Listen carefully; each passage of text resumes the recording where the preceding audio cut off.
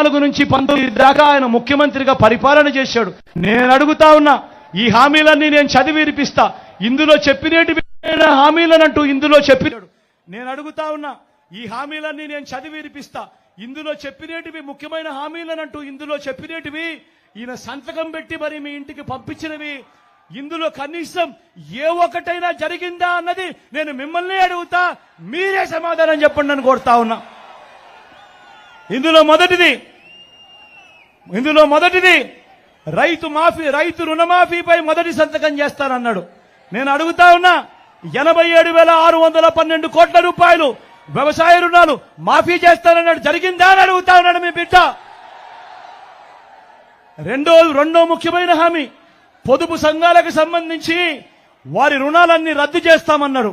నేను అడుగుతా ఉన్నా, 2014 నుంచి 19 మధ్యలో చంద్రబాబు హయాంలో పొదుపు సంఘాలకు